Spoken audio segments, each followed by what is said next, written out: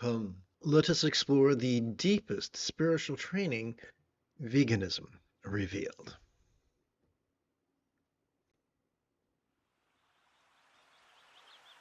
Together, let us relaxingly recite.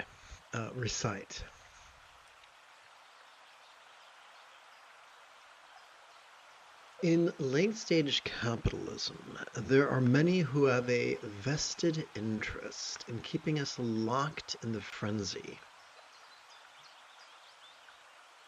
of various iterations of the kill or be killed mindset. Come, let us wax subversive. For although the United Nations explained it would take $6 billion to end world hunger, compassion is not an exclusive club with an entry fee or a 2-drink minimum. In fact, some of the most compassionate things we could do merely involve our consumer choices.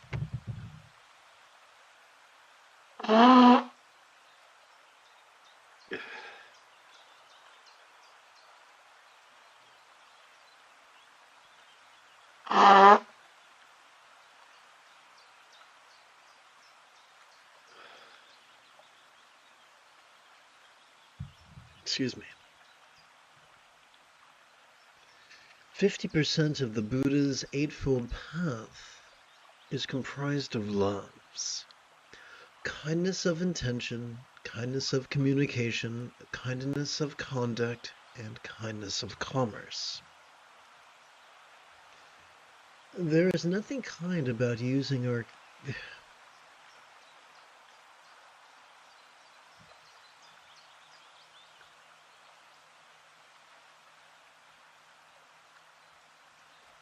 However, there is nothing kind about using our consumer choices to coerce an underpaid worker, to exploit, no less slaughter living beings because we want a snack.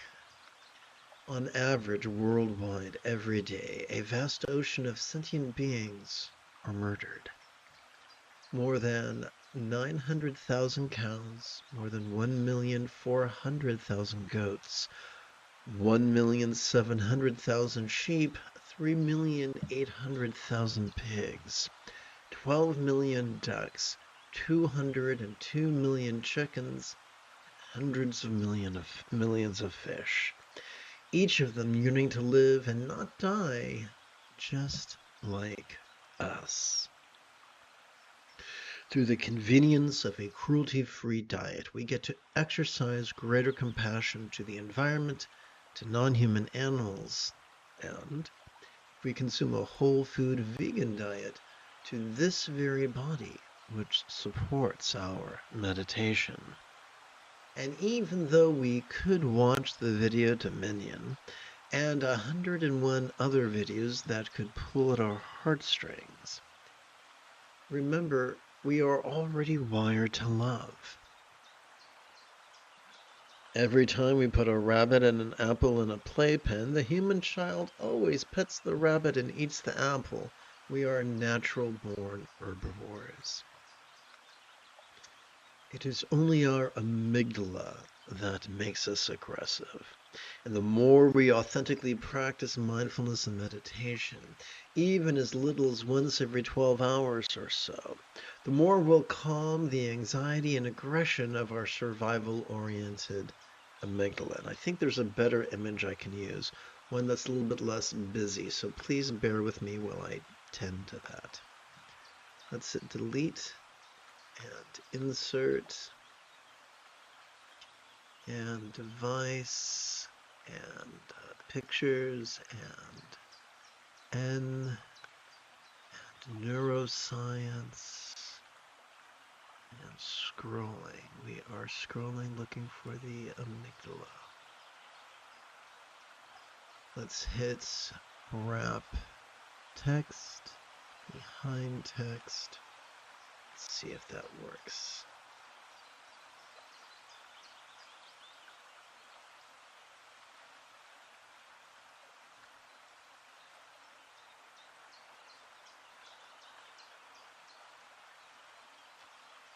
Okay, quick like a bunny. Let's see how this fits on the screen.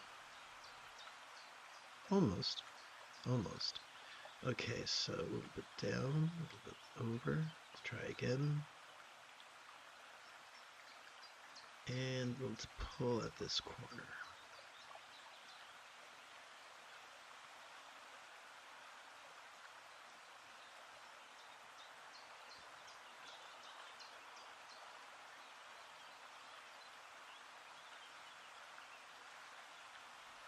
There we go.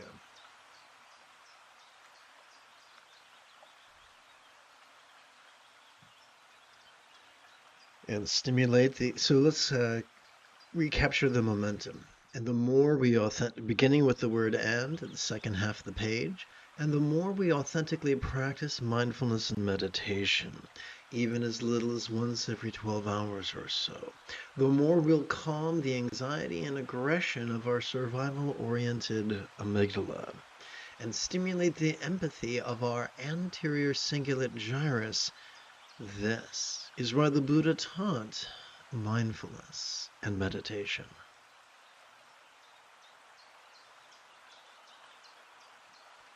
Having completed our opening lesson, let us take a moment to shift gears. It is Rey Skywalker's Sunday morning. Come, let us meditate like a Jedi after approximately 30 seconds of housekeeping. This is Lama Jigme Gyatso of the Buddha Joy Meditation School. For more than 30 years, I've harnessed my autistic special interests and my ADHD hyperfocus to spend about 8 hours a day almost every day studying, practicing, mastering, and reverse engineering the teachings and techniques of each school of meditation so that I can become your nerdy, neurodivergent guide to nirvana. Welcome, my friends, to Meditate Like a Jedi, which is made possible due to the generosity of viewers just like you. Together, let us take a look at the latest iteration of very easy evening meditation.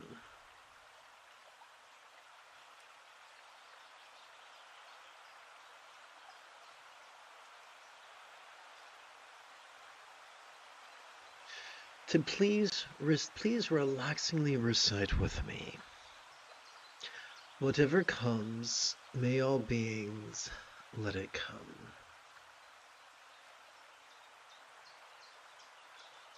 Whatever stays, may all beings let it stay. And actually, I think there's a better way of doing this.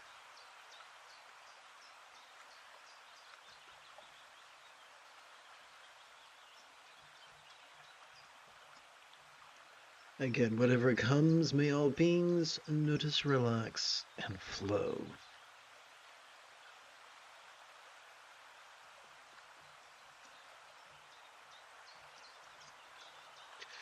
Whatever stays, may all beings notice, relax, and flow.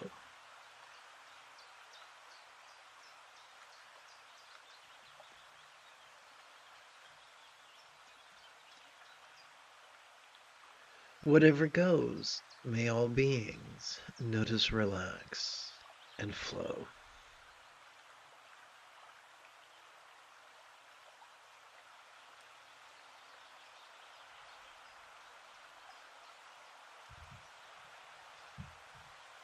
Upon the tip of our left little finger, let us rest the great knuckle of our right little finger, palms up, in our lap.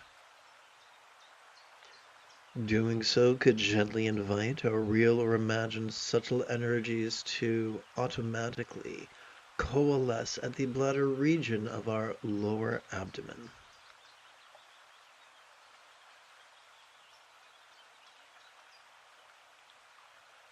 Every time we inhale, whether we know it or not, we are wired to automatically access our sympathetic nervous system ensconced within the middle third of our spinal cord.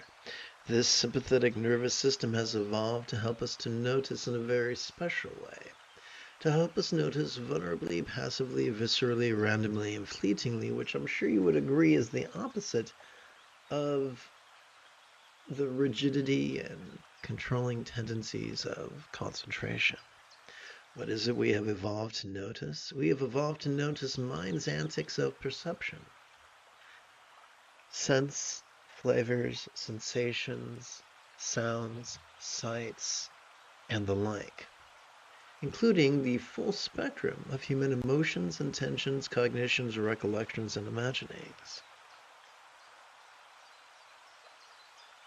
Thus, the most efficient way to practice mindfulness is to simply silently and mentally recite the three-syllable verb noticing during each inhalation. Let me do a quick edit here just to make this contrast a bit more stark.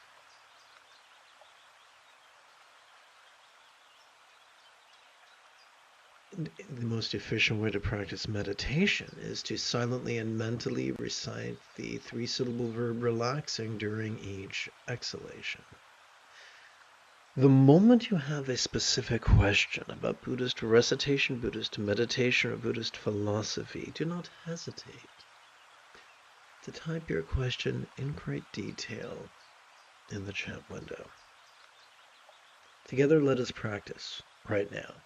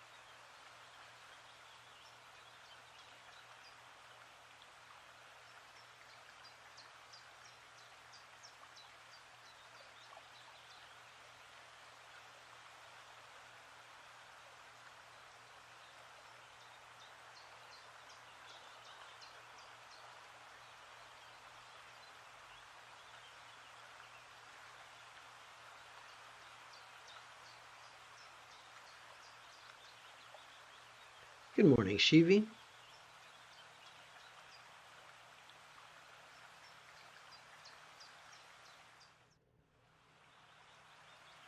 I'm going to change texts for a moment. Please bear with me.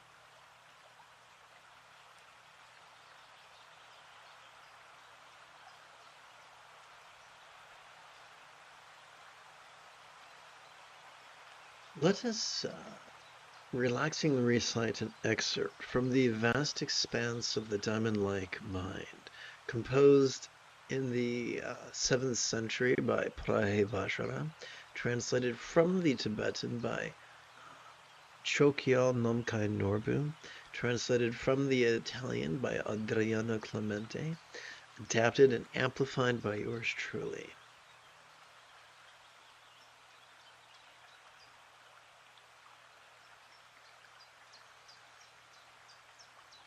Giving without grasping is the Torma grain offering.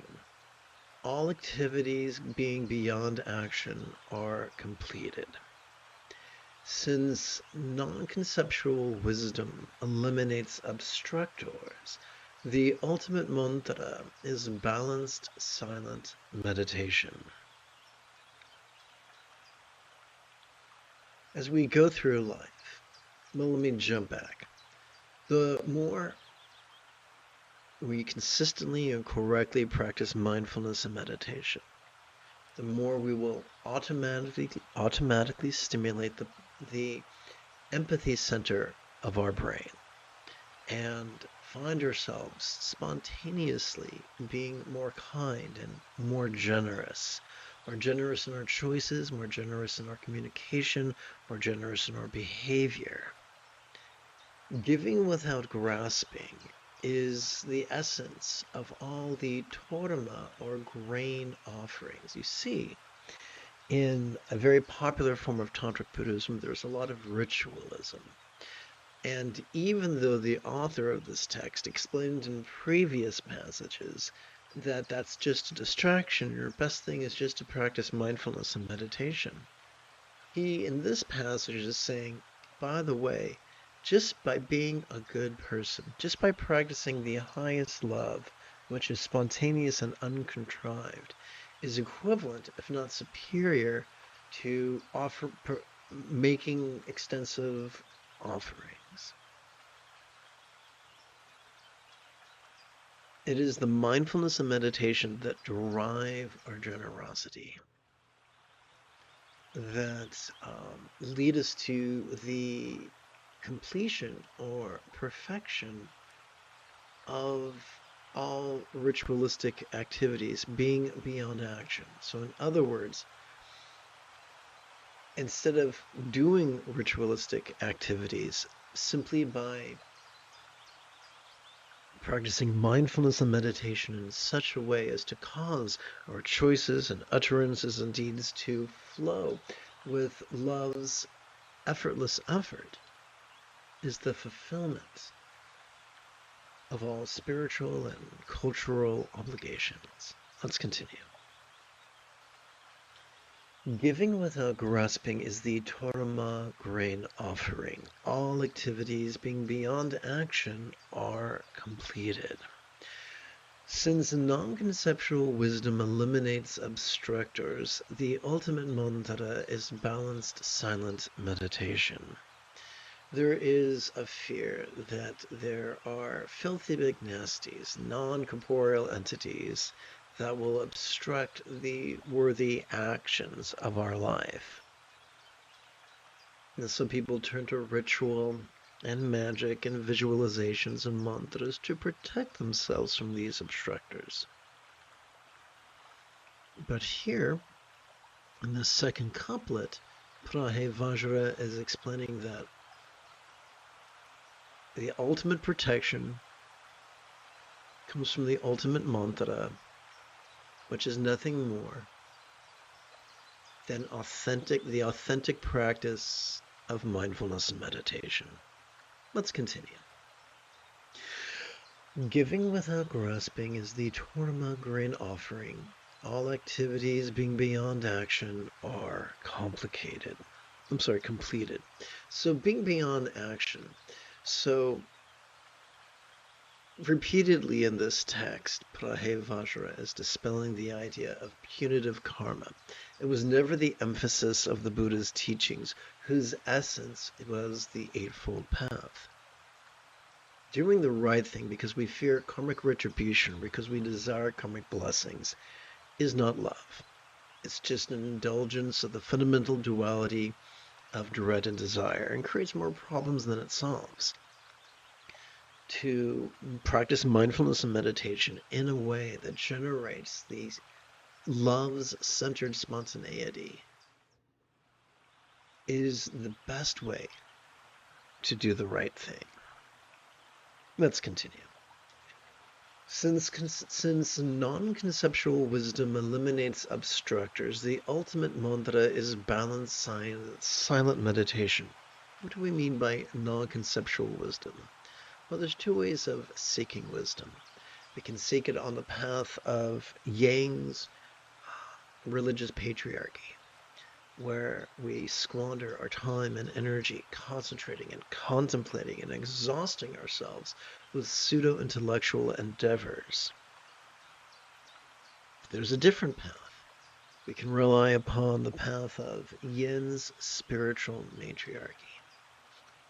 And simply, as we breathe in, notice, vulnerably, passively, viscerally, randomly, and fleetingly. And as we exhale, physically relax, and thus setting space to mentally release. It is taught in this text, and in many texts like it, that this is the key to transcendental wisdom. Noticing and relaxing. This is why this practice, Hatha Yoga, developed the reputation of being for idiots. It's been said the angry should practice ritual and visualization, the horny should practice channels, winds, and drops, and the idiots should practice noticing and relaxing. Now, of course, this designation was supposed to be humorous and hyperbolic. Remember, this is the path the Buddha taught when he described it as the 7 enlightenment factors. And in the penultimate passage of the middling discourse on the 4 bases of mindfulness, the Buddha promised that that it's possible to master this path in as little as 7 days. Together, giving without grasping is the Dharma grain offering. All activities being beyond action are completed. Since non-conceptual wisdom eliminates obstructors, the ultimate mantra is balanced silent meditation.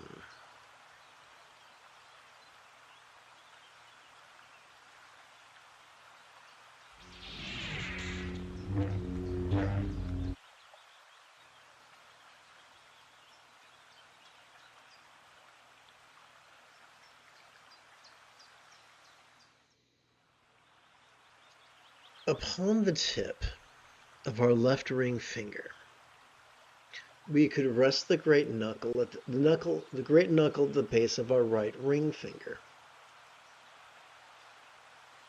Palms up in our lap.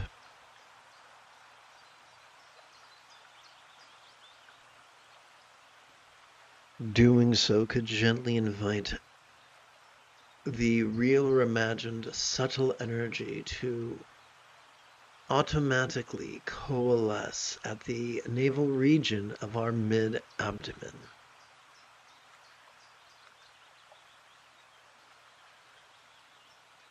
As we already described, the most efficient way to practice mindfulness is to silently and mentally recite the 3-syllable verb noticing during each inhalation. But what about meditation? Every time we exhale, whether we know it or not, evolution has wired us to automatically access our parasympathetic nervous system. which is divided between the lower third and the upper third of our spinal cord. This parasympathetic nervous system has evolved to support both the physical relaxation and mental release that we describe as meditation. Therefore, during each exhalation, let us silently and mentally recite the three-syllable verb, relaxing. The moment you have a specific question about Buddhist recitation, meditation, or philosophy, do not hesitate to type your question in great detail in the chat window.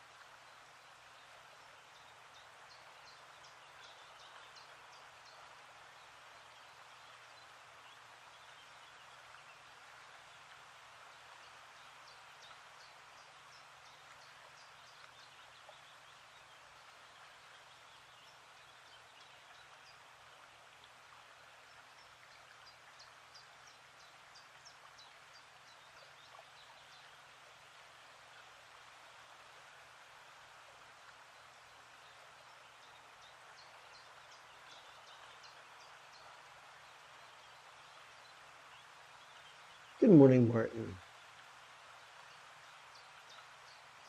That's an excellent question. Martin asked, is it acceptable to listen to relaxing music while meditating, or is that too distracting? Well, so let's unpack this. The question is not one of distraction, for we're not trying to concentrate. I remember one time having a conversation with a young man who was attending UCSD, and he said, I don't know how to meditate without meditation music. And I told him, when the Buddha left, there is the myth of Prince Gautama, Prince Siddhartha. And when he left the palace, he did not take with him a quartet of musicians to serenade him while he sat in meditation. He left without any possessions, other than the clothes on his back and his horse and his servant. And then when he got to sufficient distance away from the castle, he gave his royal garments and his horse to his servant and sent him back to the castle, or palace. Castle's sort of a European thing. So the Buddha took a distinctly minimalistic approach. In his youth, he explored debauchery, then he explored asceticism, and then he found the middle. First he explored debauchery, then he explored institutionalism, then he explored asceticism, and then finally he settled on the middle way between the midpoint between all extremes. So he found a sustainable way to practice that did not rely on a multiplicity of things. Now, we do rely upon our bodies to meditate. Our bodies house our central nervous systems, after all. We do rely upon air and water and food. We do rely upon something to sit on. And the list can go on and on and on and on. We don't want to be scared of the outside world. We don't want to be scared of sense, flavors, sensations, sounds, and sights. But we also don't want to chase them. So when we meditate, there's going to be incidental sensory input. That's neither good nor bad, it simply is. So we don't have to, seek sensory deprivation. We also don't need to lose ourselves in the never-ending search for the perfect tchotchke. There is a cottage industry around selling needless trinkets to stupid white people. And I remember when I first departed Christianity, began exploring Hinduism and Taoism and Buddhism way back, many decades ago. I somehow got on these mailing lists for people who wanted to sell me expensive bric-a-brac. And I was very, very tantalized and sad that I couldn't afford it, for I was truly starving at the time.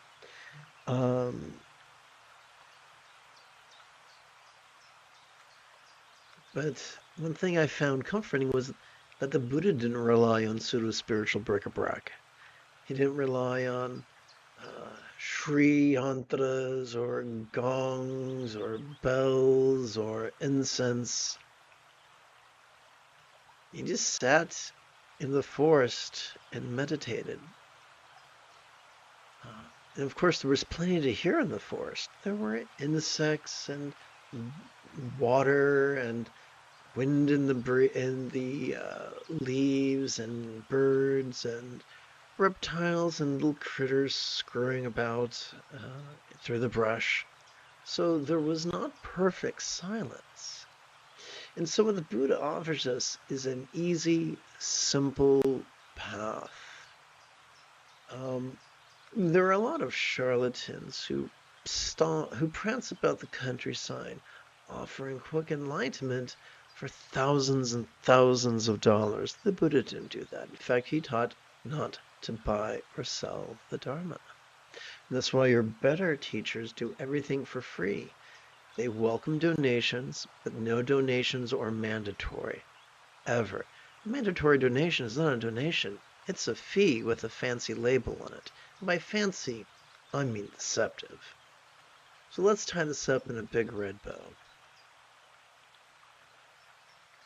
If there is background music, whether it's, industrial music, punk music, orchestral music, whether it's your neighbor's child scritching away on a fiddle trying to learn how to play the violin, or whether it's nothing but the sound of a lonely cricket in an empty field, that's fine. Do not chase music. Do not flee music. Music is not a tool. Our body is our tool. Our mind is the tool. I hope that helps. Okay. I'd like right now to tap button 14.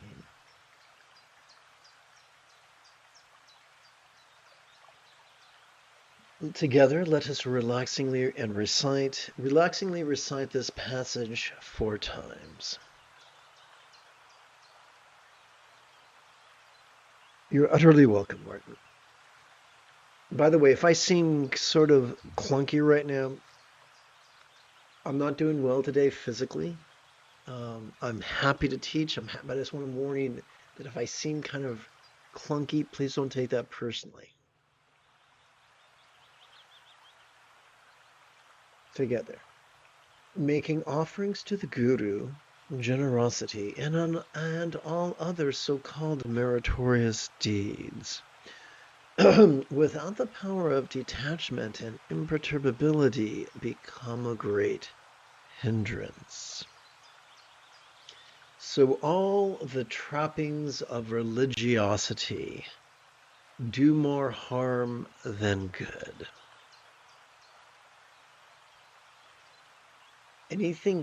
So the trappings of religiosity, the trappings of ritual, when done from agenda, when done from scatteredness, just exacerbate the turmoil.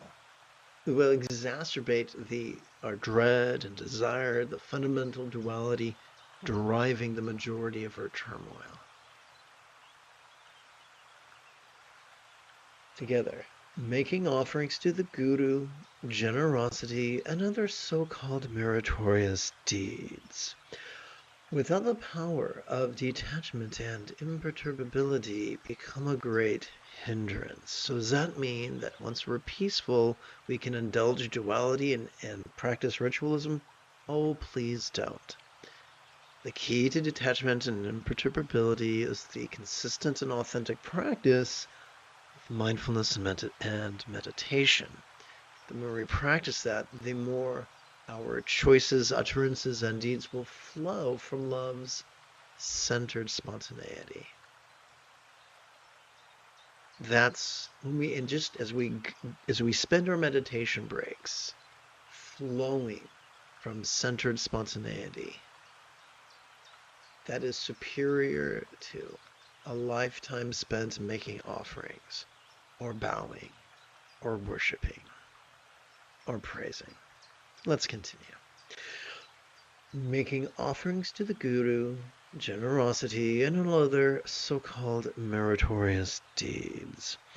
Without the power of detachment and imperturbability become a great hindrance.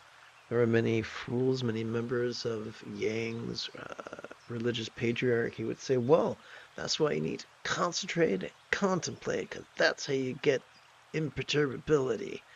I've known people who spent decades after decade after decade, and they're nuttier than a shithouse rat. When I used to practice that, I was as nutty as a shithouse rat. Once I shifted away from concentration and contemplation, moved towards mindfulness and meditation, then I was able to enjoy the peace and greater love. Not the fake love, not the analog of love, but the highest love that is spontaneous and uncontrived. The love that can cause you to spontaneously adjust the tag on your partner's clothing, or spontaneously pet your dog's head without any agenda. This cause you to spontaneously speak kindly to a neighbor or smile to a child. Let's continue. Making offerings to the guru, generosity, and all the other so-called meritorious deeds without the power of attachment and imperturbability become a great hindrance.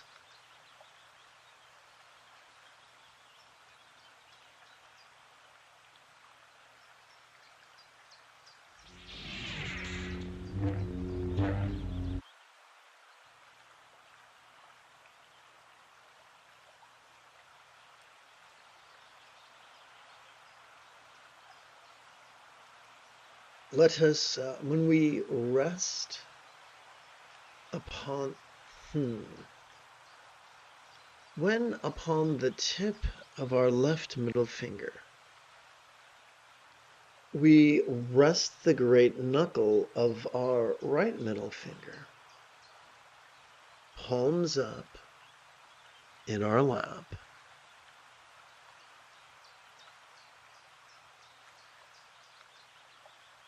We gently invite our real or imagined subtle energy to automatically coalesce at the heart region of our chest.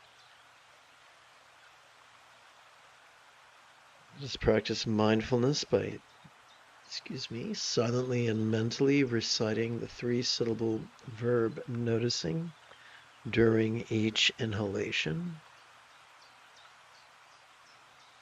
And let us practice the essence of meditation by silently and mentally reciting the 3-syllable verb relaxing during each exhalation.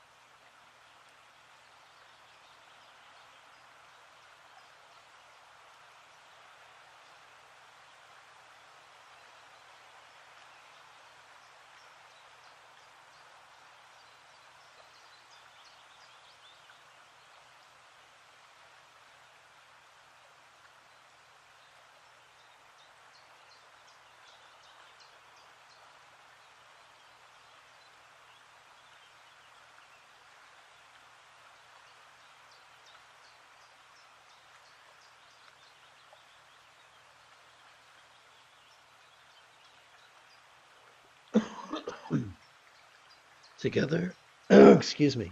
Together, let us relaxing recite the 55th passage of this text 4 times.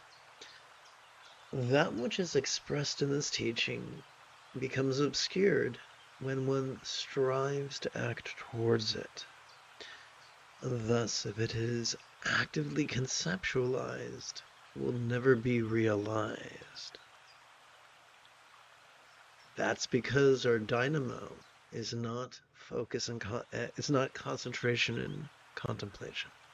Au contraire, it is merely mindfulness and meditation. Noticing during our in-breath, vulnerably, passively, viscerally, randomly, and fleetingly. And during our exhalation, physically relaxing and mentally releasing. That leads us to the non-conceptual wisdom of letting go. So chanting this and then meditating is the ideal way to understand this. That which is expressed in this teaching becomes obscured when one strives to act towards it. Thus, if it is actively conceptualized, it will never be released. That which is expressed in this teaching becomes obscured when one strives to act towards it. Thus, if it is actively conceptualized, it will never be realized.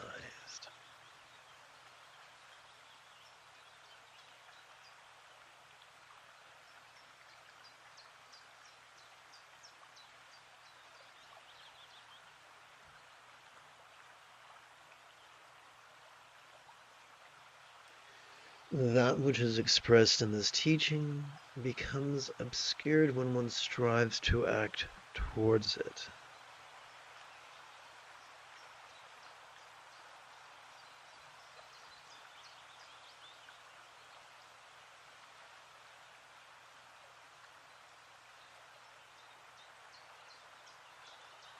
Thus, if it is actively contemplated, it will never be realized. So this is called softening the be verbs. And it's a tool I picked up from Ericksonian hypnosis.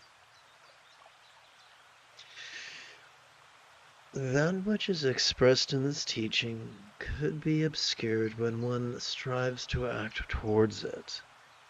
Thus, if it is actively contemplated, it could never be realized.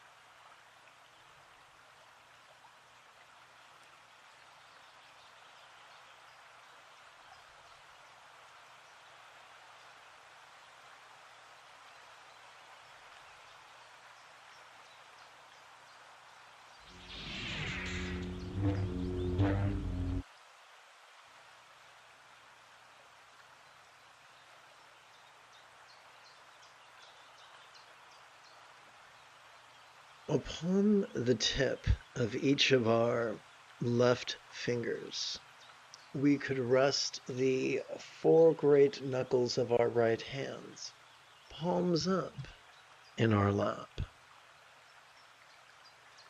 Doing so could gently invite the real or imagined subtle energies to automatically coalesce at the region of our throat that feels as if it tightens just before we cry.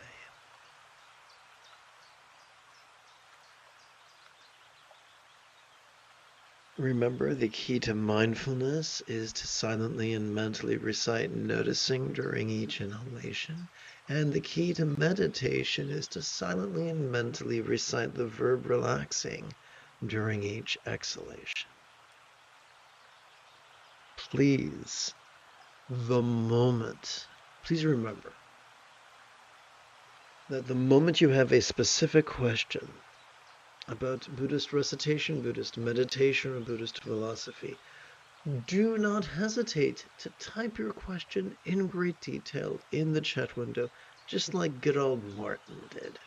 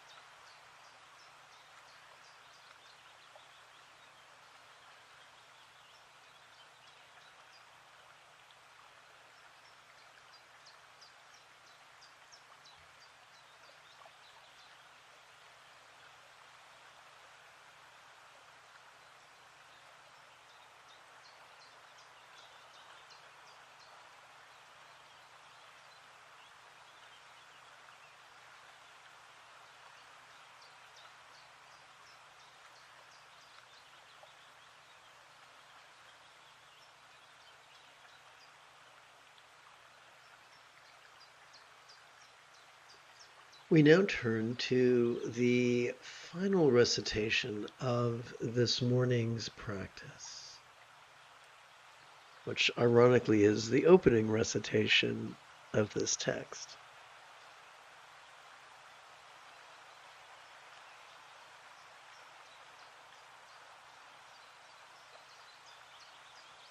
Together. Namo Bhagavan Vajrasattva. I pay homage to the Bhagavan boss-like dynamism. Of the Vajra diamond-like strength of a sattva mind well trained to dance with its glorious, lucid yet void nature. Namo Bhagavan Vajrasattvaya. I pay homage to the Bhagavan boss-like dynamism. So, it is common for Shastras to begin with an invocation of an archetype of enlightenment. There is literary inferences throughout the text that in the time and place where Prahe Vajra lived, the most popular archetype was named Vajrasattva. The suffix, coordination, don't fail me now. The suffix ya could be translated as glorious, or it's an honorific. So, if we were going to interpret this in light of the body of this work, then we could translate it as, I pay homage to the boss-like dynamism of the diamond-like strength of a mind well-trained to dance with its lucid yet void nature. What does lucid yet void mean? That could sound like mumbo-jumbo. That could sound like double talk, could it not? The great South Indian Buddhist philosopher Nagarjuna did his best to act as a reformer of Buddhism. Many people were so excited about letting go. They were so excited about meditation, they were forgetting to practice mindfulness. They were so excited about letting go that they were forgetting to notice. So we taught there were two truths: the conventional truth of noticing and the ultimate truth revealed by relaxing. He taught they were both equally important. The late former head of the Nyingma order, Dilgo Khyentse Rinpoche, or Kyabje Dilgo Khyentse Rinpoche, insisted that just as a one-winged bird cannot take to the sky, you and I cannot experience nirvana without practicing both noticing and relaxing. Thus, our minds could be said to be lucid yet non-graspable as a vast empty void. Now, any good English teacher will remind us that a simile is only as useful as it is relatable. So we have to ask the question, what is a real-world example of a non-graspable vast empty void? How about the illusion of the infinite azure sky on a bright and beautiful cloudless morn, which, although could be tantalizing to the eye, is non-graspable to the hand? And so our circumstances could be appearing yet non-graspable. Our bodies could be sensual yet non-graspable. Our relationships could be resounding yet non-graspable. Our minds could be lucid yet not graspable.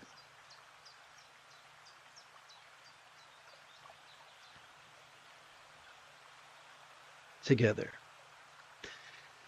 Nama Bhagavan Vajra Sattva, I pay homage to the Bhagavan boss-like dynamism.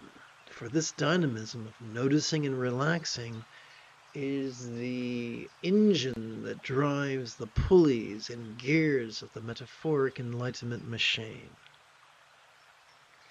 Together, of the Vajra diamond-like strength of a sattva mind well-trained to dance with its glorious, lucid yet void nature. Namo Bhagavan Vajra Sattvaya, I pay homage to the Bhagavan boss-like dynamism. Of the Vajra diamond-like strength of a sattva mind well-trained to dance with its glorious, lucid yet void nature. Namo Bhagavan Vajra Sattvaya, I pay homage to the Bhagavan boss-like dynamism. Of the Vajra diamond-like strength of a sattva mind well-trained to dance with its glorious, lucid yet void nature.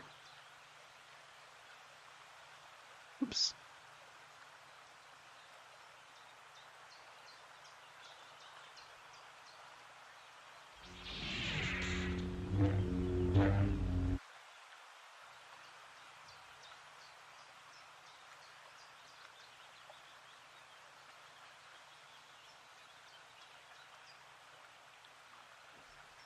Upon the tip of our left index finger, we could rest the great knuckle of our right index finger, palms up in our lap.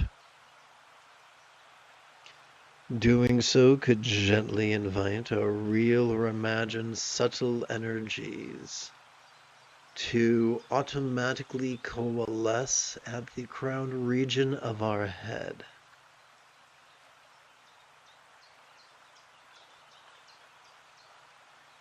As we inhale, let us silently and mentally recite noticing. As we exhale, may we silently and mentally recite relaxing.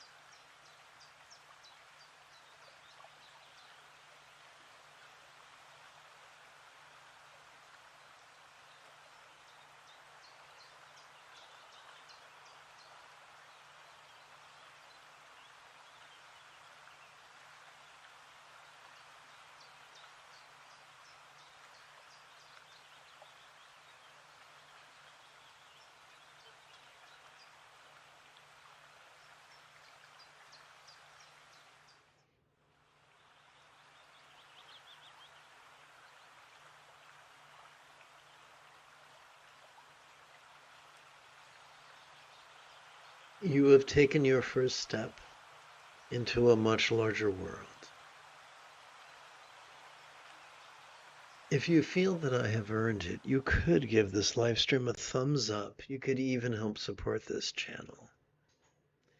In approximately 8 3/4 hours, I would very much like to return to lead today's evening meditation class and group practice.